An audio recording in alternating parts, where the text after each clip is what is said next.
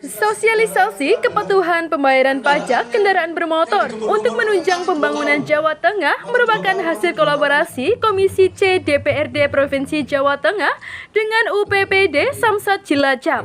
Acara berlangsung di The Pilar Resto, Jumat 26 Mei 2023. Kepala UPPD Cilacap, Alimin Suprayitno, menyampaikan bahwa tunggakan pajak per Desember sebesar 97 miliar.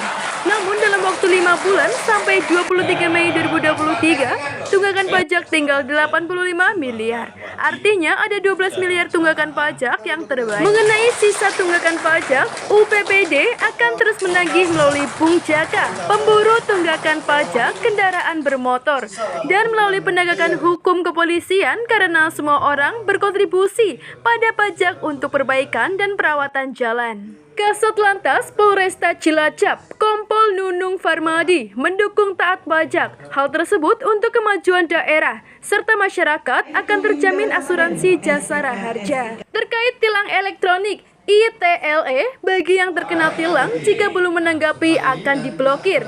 Jadi saat pembayaran pajak harus membuka blokir dahulu. Selain tilang elektronik juga menggunakan tilang manual. Untuk tilang di Cilacap sehari mencapai 300 pelanggaran. Anggota Komisi C DPRD Provinsi Jawa Tengah, Mustolih, mengatakan hasil penerimaan pajak sebesar 30% dialokasikan untuk pembangunan infrastruktur termasuk jalan. Capaian 30% diperuntukkan Cilacap. Selain itu ada Pokir 12 anggota DPRD yang semuanya membawa aspirasi dari Kabupaten Cilacap dan Banyuwangi. Lanjut Mustolih, terkait penghapusan denda pajak hingga akhir tahun diharapkan bisa menyelamatkan aset masyarakat sehingga kesadaran masyarakat taat pajak tetap terjaga.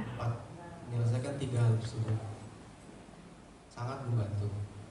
Cilacap itu sangat bantu, cuma karena masalah lupa sama ada perekonomian yang belum stabil, sehingga tunggakan pajak kita kemarin itu per Desember itu sebesar 97 miliar.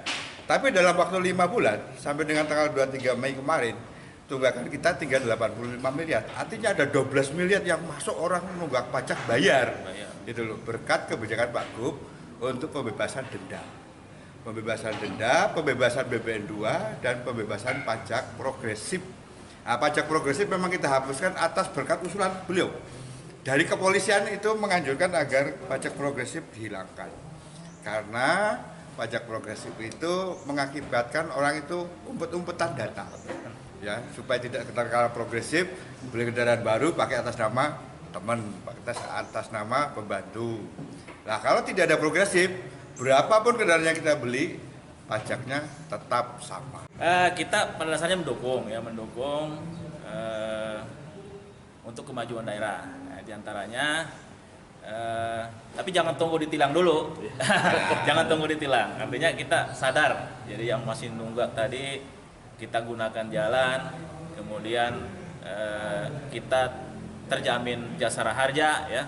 Dengan kita bayar pajak itu terjamin jasara harja. Artinya walaupun kecelakaan itu bukan hal yang diinginkan, tapi kan sewaktu-waktu bisa terjadi karena kita itu hampir seluruhnya itu dari bangun sampai tidur lagi itu menggunakan jalan.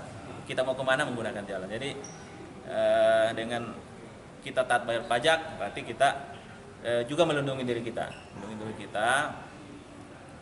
dari misalnya hal-hal yang tidak diinginkan apabila terjadi kecelakaan.